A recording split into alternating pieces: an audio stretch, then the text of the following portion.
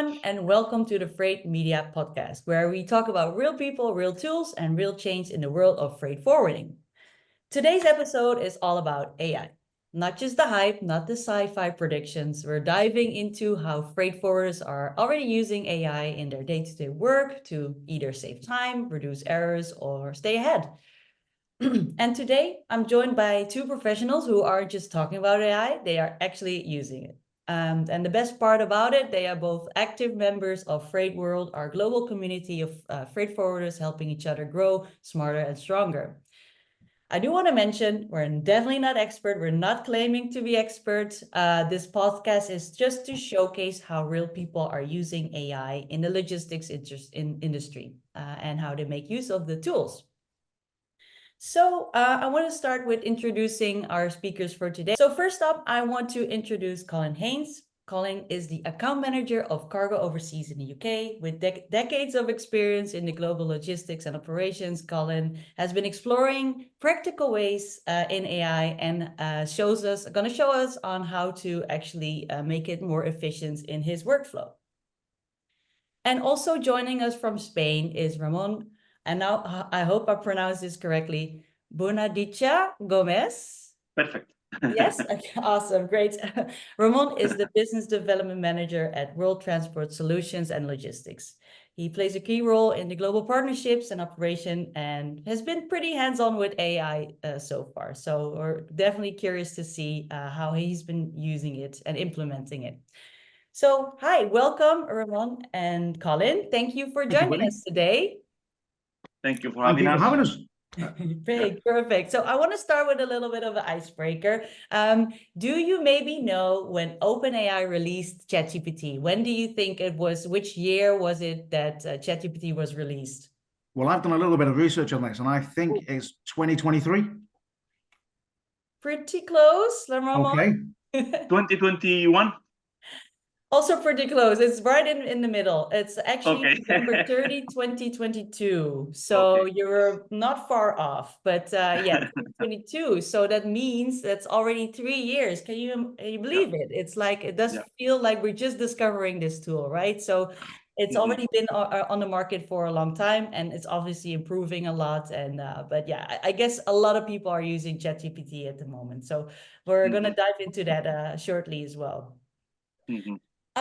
So I just want to kick things off with AI and freight forwarding, because as you guys know, and that's why we're here, I think a lot of people are using it now, not just in their personal life, but also in the business field, right? Can you maybe say, or when did you start noticing AI popping up in your daily workflows or in your daily life? Do you remember that time? For me, I'd say around about 2023, but I think we also saw the market and industry change with the digital forwarders of Flexport, Zen, and Forto in Europe. Customers wanted and needed visibility, and the industry just had to adapt. And I think the development AI has been central to this. During the pandemic, I think we also saw the industry going more digital as well. Nice. And you, Ramon, do you remember when you started? Yeah, on my case, I will be celebrating next month. I think it's 35 years in the industry, no. So really, I've seen quite a bit of changes over the years, no. And this AI, these last 2-3 years has been absolutely crazy, the changes that has produced in the industry, At the beginning, as you know, it was just basically used to improve emails. It was really amazing to see how any complaints from any customers or any kind of presentation that you wanted to make, you could make it in 5 minutes, like brilliantly, with all these ideas and really deep. So that was the initial kind of shining point of GPT at the beginning. Yeah. But then after a while, all our suppliers started using AI just kind of to improve their services, and try to mainly save us a lot of time. That would be the main, I think, thing I would say, that it really can save time if you use it properly. Yeah. Yeah, I agree. And I think what you said, right? At the beginning, a lot of like people probably used it to create emails or help with Yeah. writing emails, do copies. But as we are now in 2025, you can see there's so many use cases for AI at the moment. It drives you crazy actually, because all the things it can do, right? And you get bombarded with all this information. But it's Yeah. pretty cool though. It's a really unique time to be in the midst of this. And I think it's will only be more useful, right, in the future. So yeah, it's really cool. I guess for me also, when AI started popping up for me was a couple of years ago. I work in marketing, right? So I've actually started to experiment what you also mentioned, just with copy. Basically, it was helping me Yeah. a lot with creating emails, but also maybe with blog writing, for example. Doing a bit of research on certain topics. So that is basically how I used it at the beginning of ChatGPT. Yeah. So, question also to both of you: were you a bit skeptical at that time? Were you like, "Oh, what is this? Is this a robot? Is AI going to steal our jobs?" Because that's a big sentiment, right, in the field. Yeah, Yeah. massive. Do you feel the same way, or you don't have that feeling? Tony, go ahead. You're Well, younger than me, so you should start, please. Yeah, yeah. So, and you, Colin, were you skeptical, Yeah. or were you interested? What was your? yeah, I think the main thing for me, because obviously I've been speaking to our operations team because they use it a lot differently to what I use it, and one of the things I was skeptical about is the consistency. What you ask, say, ChatGPT today, it Mhm. may give you a slightly different answer tomorrow. Yeah, And in our industry, whereby we might need to be exact, that's the thing that I was skeptical about. But I think over time, like people are going to get used to it, and there's always the human element that you do need to double check things. yeah, But yeah, I think the main thing that I was skeptical about was the consistency. yeah. Yeah, you're right.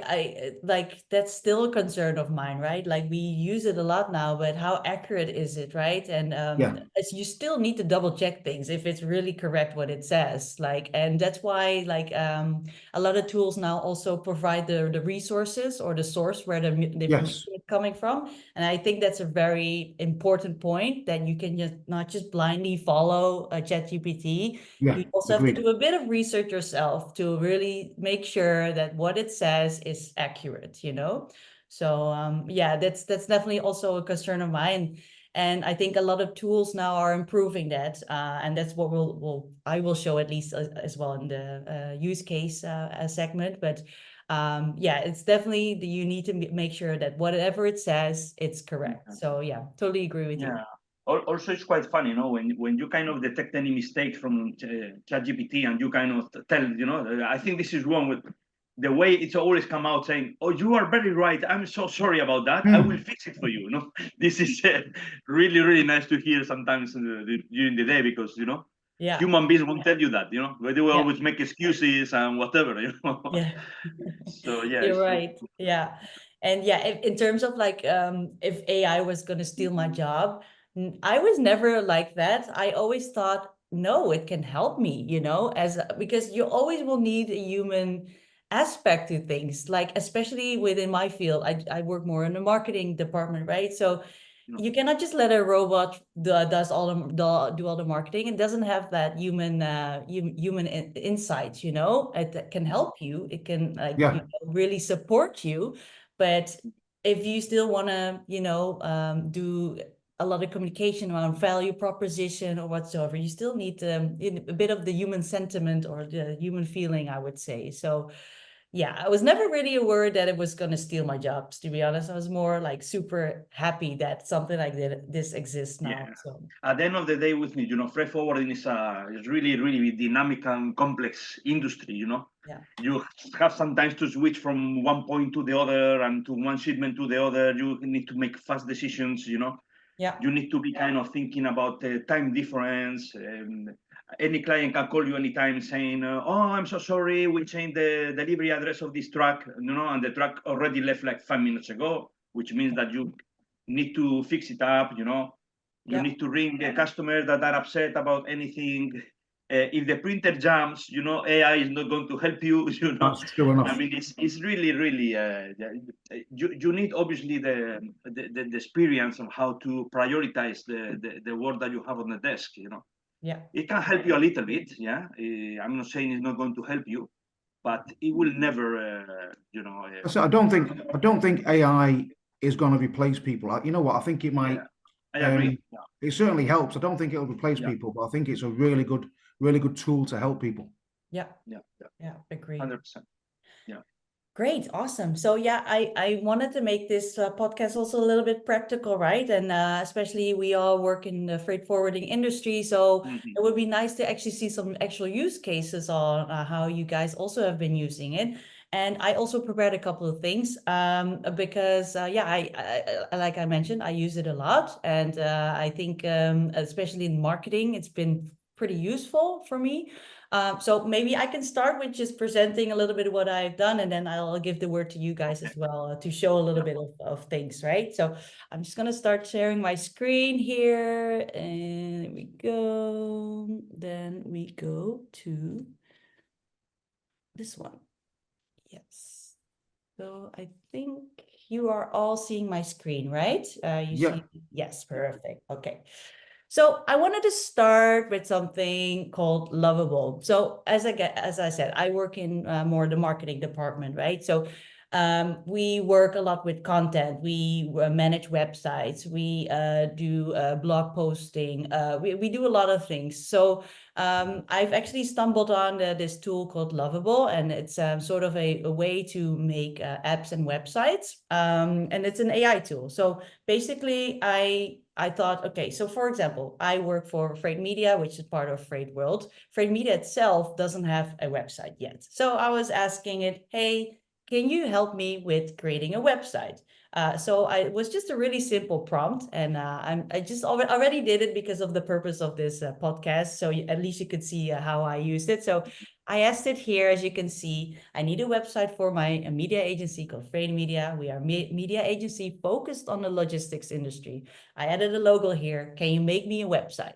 So it took about, I would say 14 seconds, to come up with, okay, so this will be sort of the framework of the website. This is what we'll add. And this is our first suggestion. And obviously it's not like, oh, great, I'm going to immediately implement it. But I thought this is a really great start. I mean, I just gave it one prompt. I just gave it like 2 sentences of who we are, what we do. And from that, it worked on like, creating a landing page with really clear header here, something about services. It said it had an about section about who we are, what we do. Like gave me the framework to now further give this tool all the information to actually make it workable. But again, this was done literally within 14 seconds. So it was nice that that with one single prompt, I was able to create something like this. So it's pretty cool to see. Really, can I ask, is this a tool that you've used before?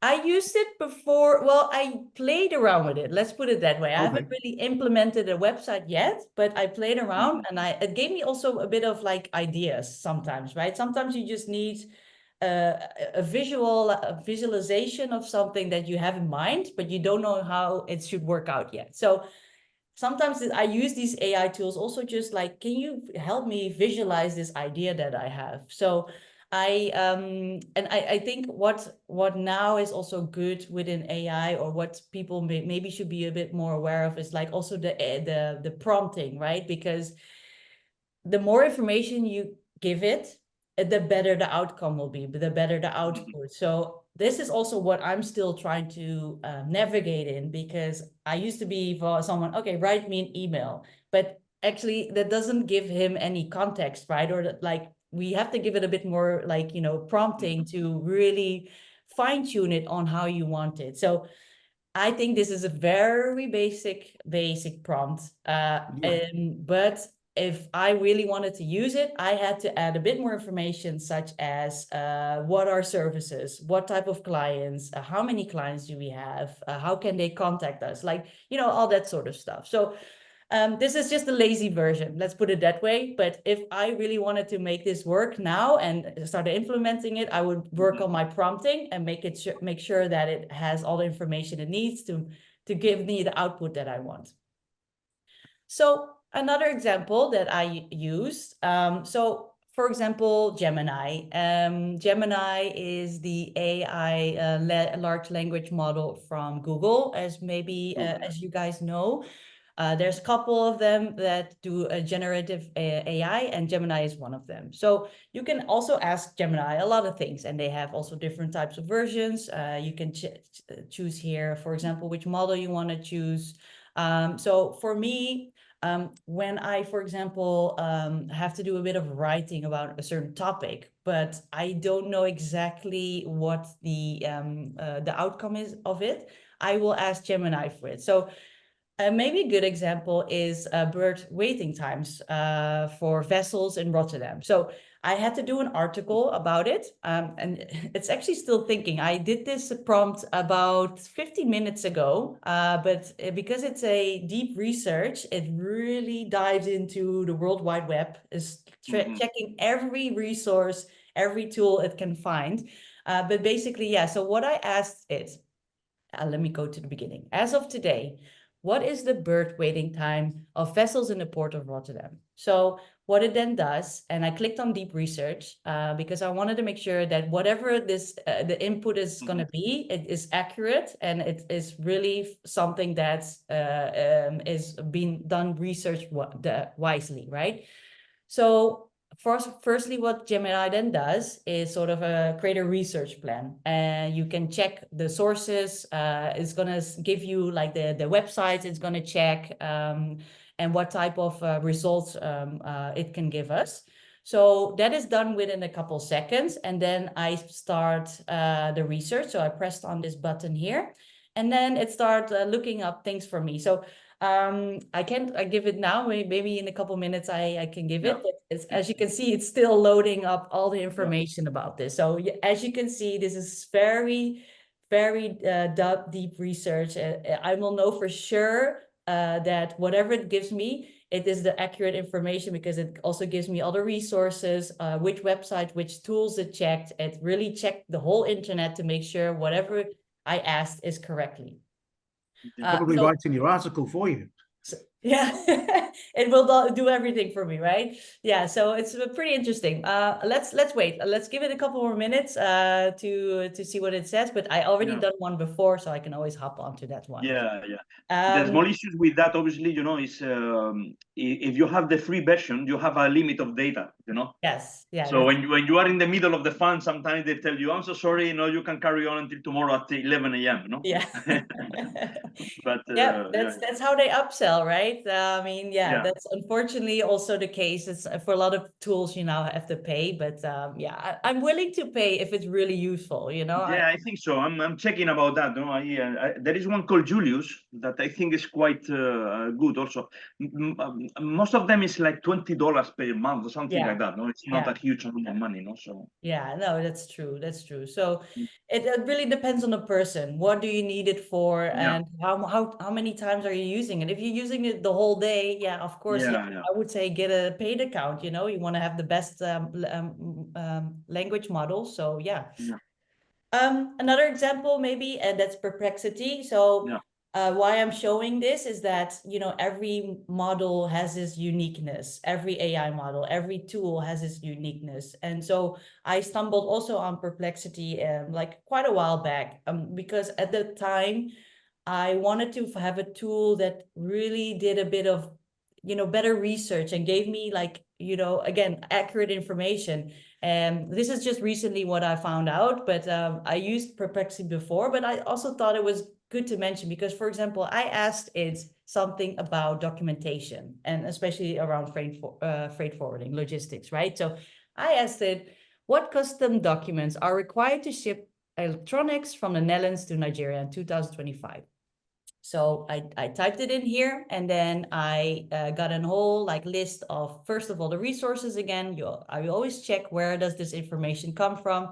And then it gave me sort of a summary of like, okay, if you want to ship electronics to the Netherlands, you must comply with custom regulations, which are, for example, in this case, a commercial invoice, packaging list. I think it's common, and you guys can maybe say it, but for me, I didn't know, right, what was needed. But if you had really more specific questions about documentation or certificates or whatsoever, I thought it was pretty useful because it gave me that information, it gave me the source, but also other things to keep in consideration, right? Gave me a full summary of what's needed in which country. And then what I also sometimes like is sometimes it gives me related questions or related prompts.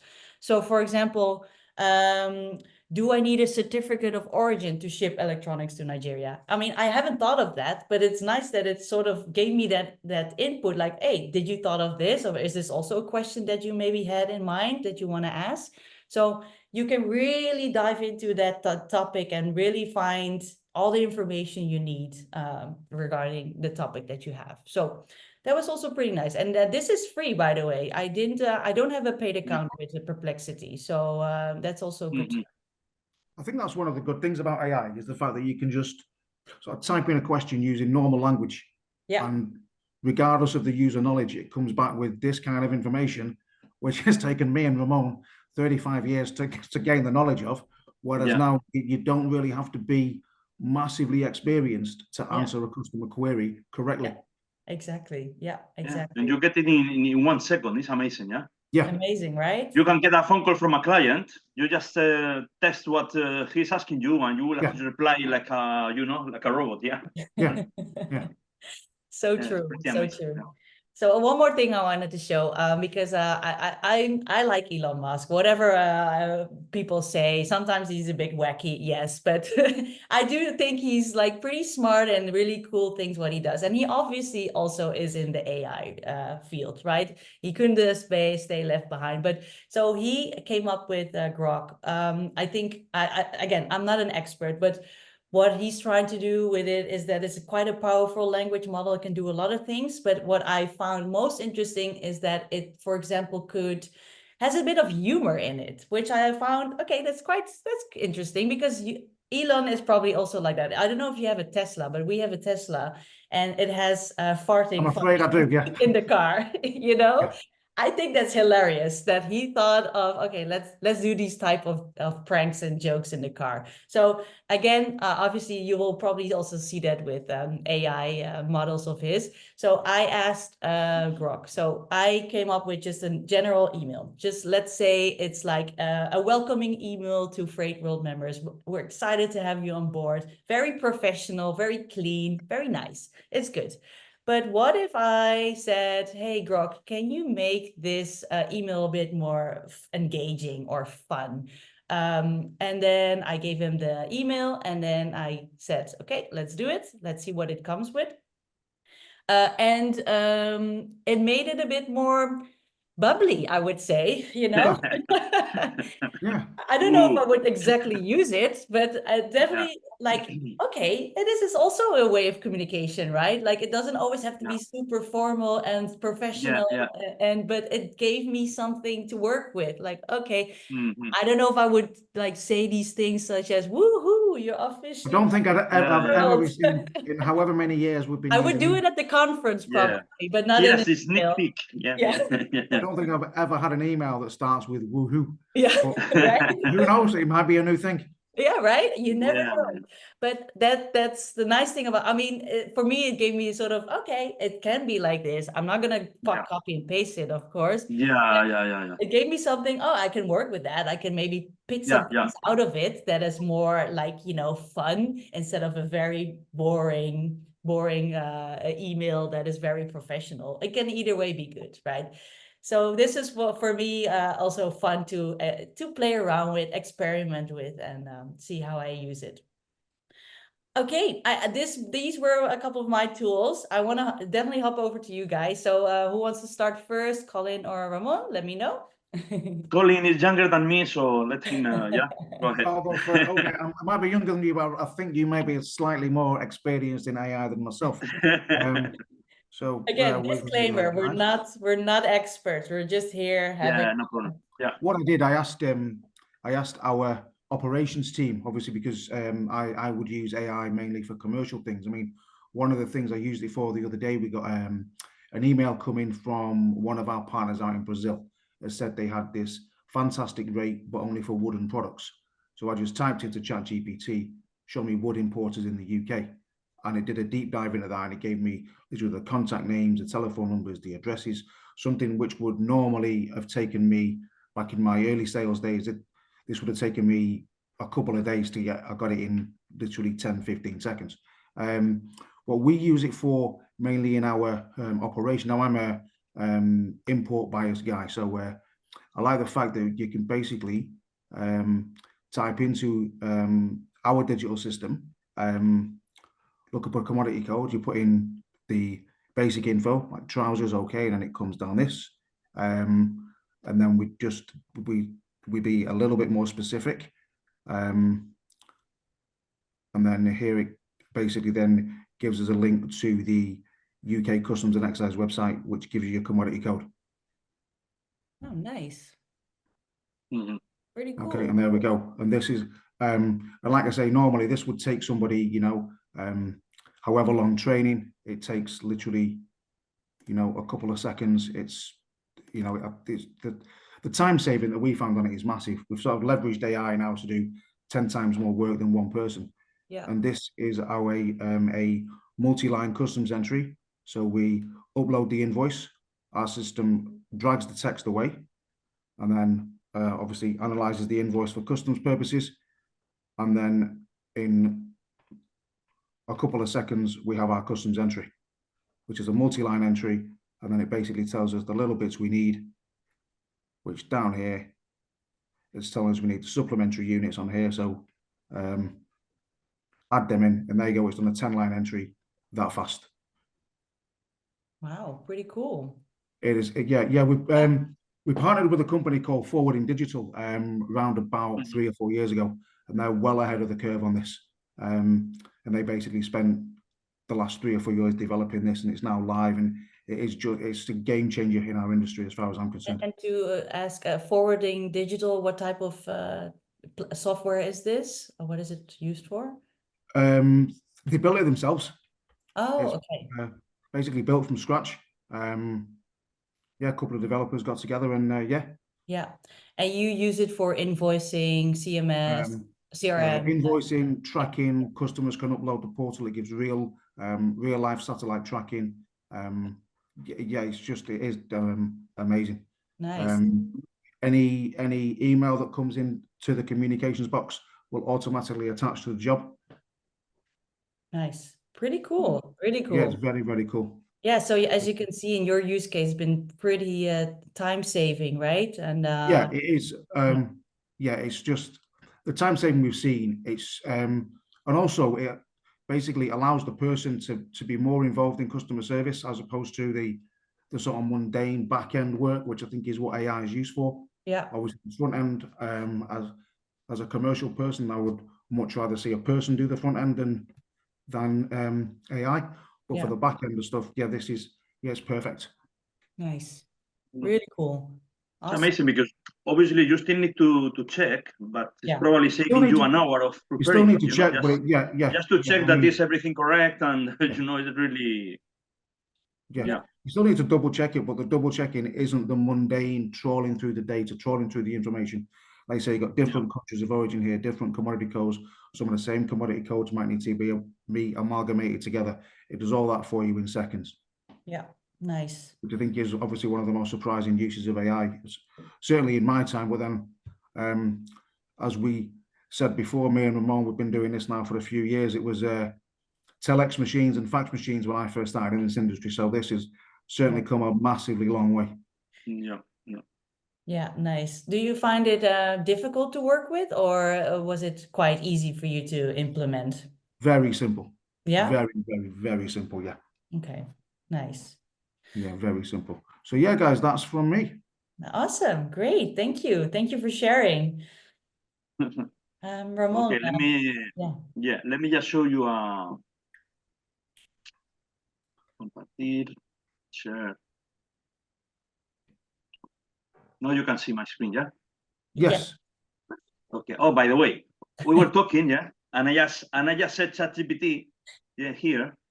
Why do I look miserable? Make a funny picture of us, yeah. Yeah. Why do I look like I'm in a bad mood? Imagine it. I only sent this, which is obviously the I the suppose I was screenshot in a of bad mood our there, Yeah.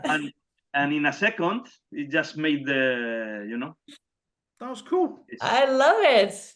It's amazing. amazing. We should use it in our artwork for this podcast. Do you think so? Well, no, I look like I'm angry. Yeah. That's So amazing. this is a web page called Cargo AI. Yeah, is one of many that obviously what they use these APIs. Yeah. To connect obviously the information from all the airlines. This application programming interference or something like that. Is this So your tool or is this just a generic tool? no, this is a generic one. Yeah? Okay. This is a generic. There are many of this kind of web page, but this one uses mainly AI. Yeah. I see. So Yeah. this is why I wanted to show it. Yeah. Yeah. As Colin knows, 25, 30 years ago, basically we had a fax sent every week from all the airlines. Yeah. Yeah. With the rates to different airports in the world, and you had a shipment, you need to start checking everyone, to the destination, which rates they have. It's like you were wasting an enormous time, precious time. Yeah. So a quick example. Yeah. Origin Madrid, destination Lima. Yeah.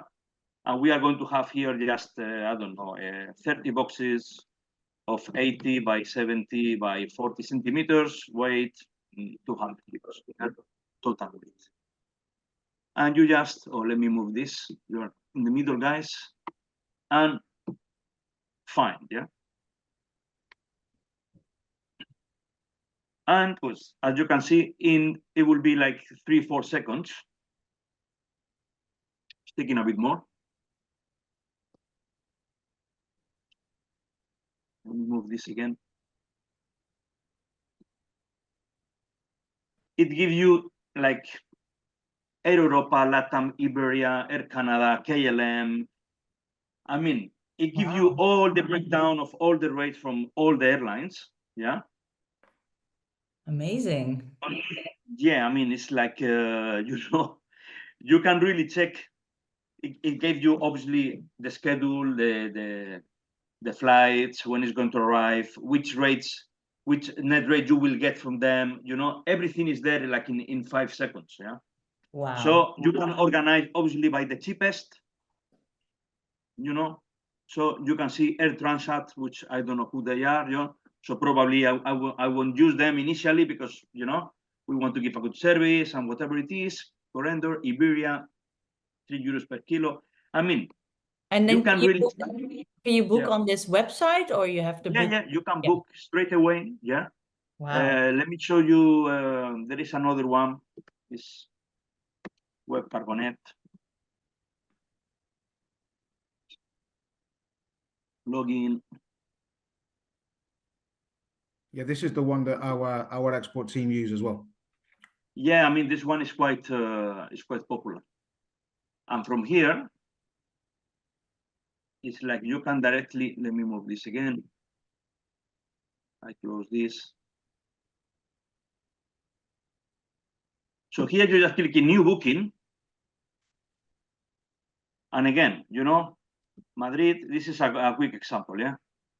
We are going to send it to Bangkok.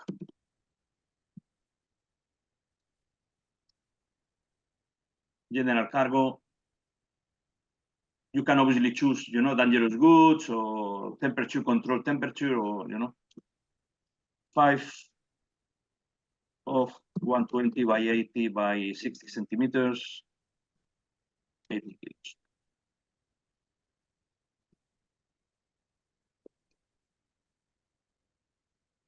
So again, in a few seconds, yeah,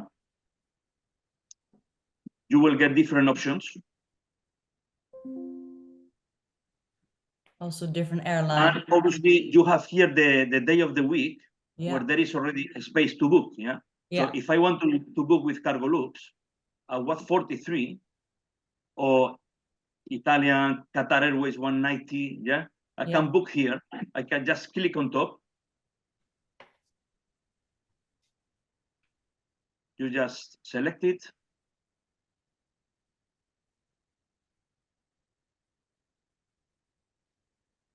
You the departure, the arrival date, the transit time, everything.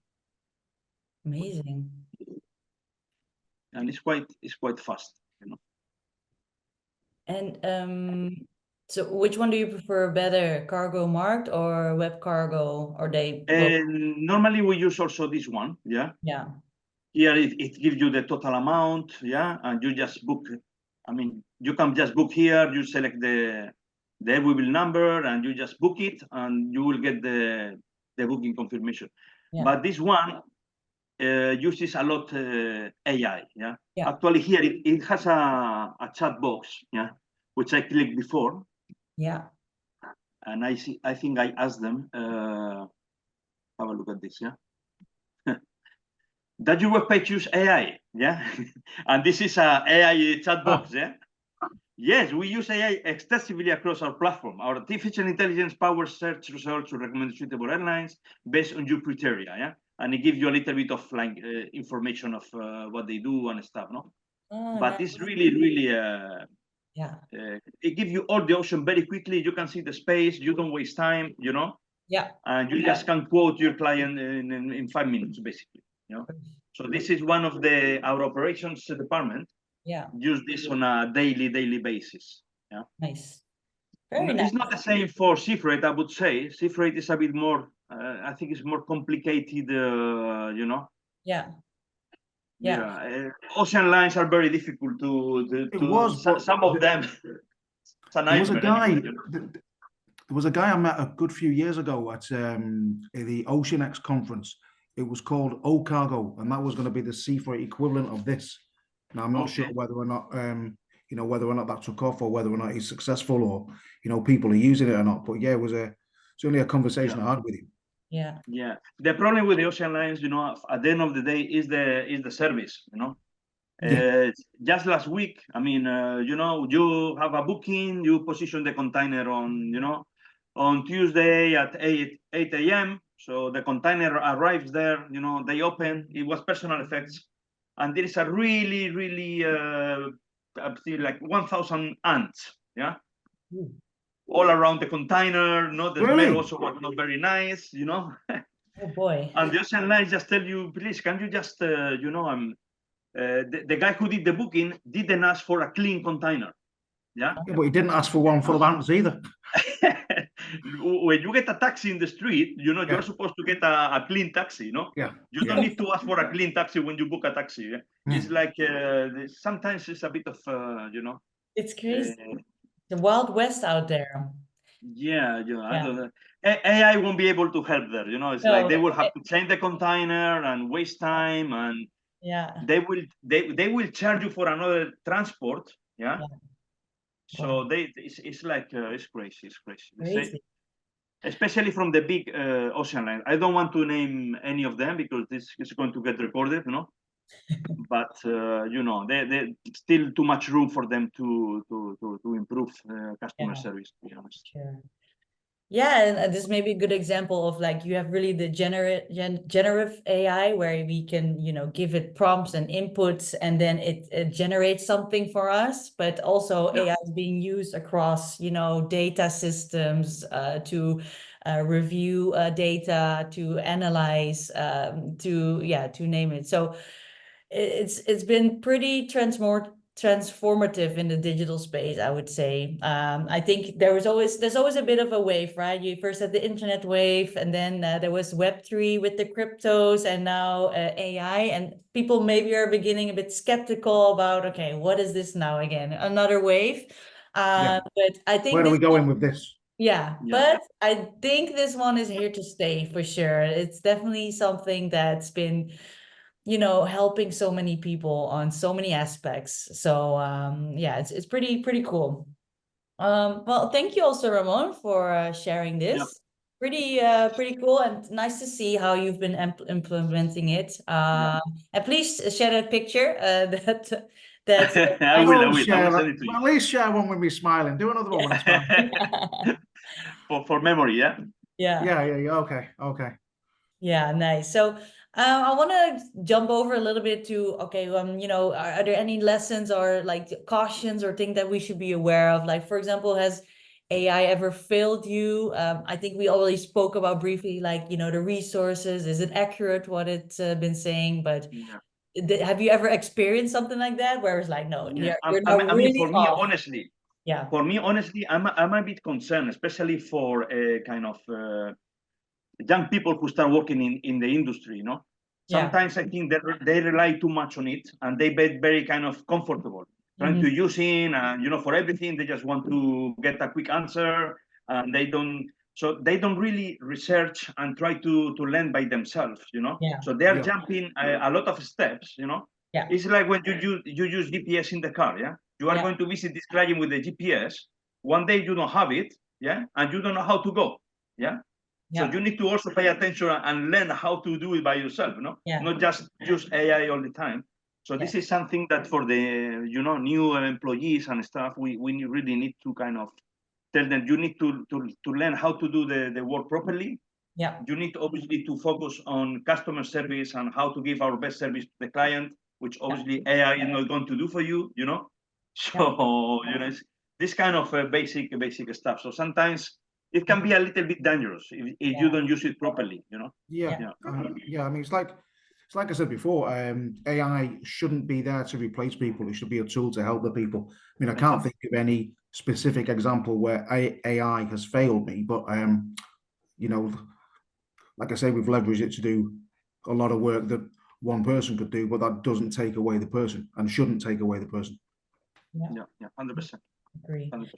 So where do you draw the line between like having things automated by AI and the human touch in Freyt? Like what's a big no-go? I would say the customer relationships, like I mentioned earlier, I think AI for the back end, absolutely. For the front end, it should be a person. Yeah, agree. You think so too, Ramon? I agree totally. I mean, customer service, especially, we have a lot of competition, like thousands of freight forwarders. I think the only thing that can really make a difference is like to provide a personalized service, and customer service has. That's why I'm not too keen on these AI generated emails that people use now, because you could just tell by look. I mean, I got one the other day which had basically dear insert name here. The guy hadn't even bothered to take that bit out, and it's just, come on, I need a little bit of your personality in this. It's not. Don't just go on the internet and say send an email to this guy telling me his container's late. You know who I am. Colin, I got an email there. I mean, it was like a couple of months ago. I got an email, from a client, and then on the bottom line, like 3-4 lines under the last sentence, it says, "Do you want to add anything more about the?" Really? Yeah, it's just, I mean, I've seen it. She forgot to take it out. She copy and paste the whole thing. I was like, oh my God, I knew the owner of this company, that one of his sales guys sent this email, and I was going to forward it to him and say, look, sharpen your pencil a little bit. This is not the way to do email marketing. But I didn't in the end. I thought, you know what, that's not really my place to do so. But you see, like things like that, I'm not a fan of, but then I'm, a little bit old school. But like I say, I would draw the line at AI replacing the human touch. Yeah.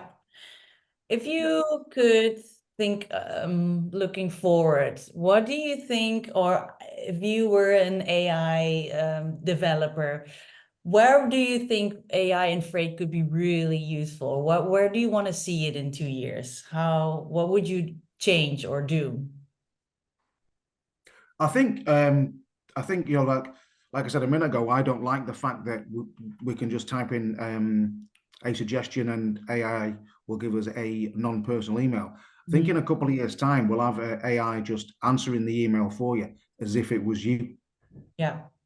We'll just we'll receive an email in, AI will compose a reply, upload information to the job if if it's specific to that a specific job and those kind of things. I think that's the next stage. I think anyway. I'm a layman, but I think that's one for the tech people to answer really. But I think that's where it'll go. Yeah. Yeah, because a lot of things are time consuming, right, in work, such as maybe customer service. Well, you mentioned something about replying to an email. Yeah, maybe it could be useful that if there were the tools for it, if AI could make it a little bit more personal, then you would maybe use that, right? Is that what you're saying? Yeah. Yeah, nice. And for you, Ramon, if you could, use AI more in freight forwarding, what would be super useful for you? Where do you see that in? Yeah, probably in following up the tracking of the shipments, maybe, kind Yeah. of they could be like maybe it already exists, no? But where you can have just all your air freight, sea freight, and road freight shipments that are already live, Yeah. and you can just on the same web page just know where they are exactly. Maybe it can connect with this marine traffic where you can see actually the picture of the vessel and where is it in the map and estimated arrival time when it's going to kind of a bit more of on the sea freight especially, Yeah. like something like that, a bit more kind of Interactive, so you can actually see what's something happening. more Our easy to digital kind does of that follow already up. for us. Yeah. Our system does that already, live satellite tracking to the vessels, yeah, and it basically gives you a picture of the world. Says, right, here's the container here. Yeah, for the sea freight, yeah. But I mean one general one that includes everything, sea freight, air freight, freight, and road freight, kind of One of all big your shipments mega that are tool. alive. Yeah. Yeah, if you were asking, no, what's our, so that would be nice. That would be nice. Yeah, that would be nice. You don't have to go to all these different systems and tools, just one big mega tool with all the information. Yeah, maybe. Who knows? As well, I think it might become more prevalent in quoting customers and measuring success rates and those kind of things as well, I think. Yeah, true. Nice. All right. Guys, if maybe a lot of people within our network or in freight forwarding, they're not using AI yet, but do you have maybe advice for people if they want to start using it but not really are familiar with it? But what would you say to how to start with that? I would say just try it, Like I say, me and Ramon have been around a lot of years, and we were talking about faxes earlier on, and there was email, and then there was this, and it was people who were a little bit skeptical about those kind of things. But just try it if you haven't used it before. Try play around with chat to GPT, play around with Copilot. Just do all these little things and just have a go. But don't not, because I think there's going to be two kinds of companies: people who use AI and people who don't.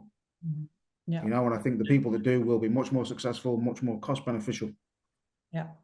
Nice. 100%. After a couple of years, people who won't be using the AI, as Colin just said, there will be an important gap between the companies that are using it on daily basis, with the people who are still, using the old methods, So you really need to get into this business, of AI. So to help you, obviously, not to do the work for you, but it will save you a lot of time, so you can focus on your customer service and the quality of your service. So that's really important.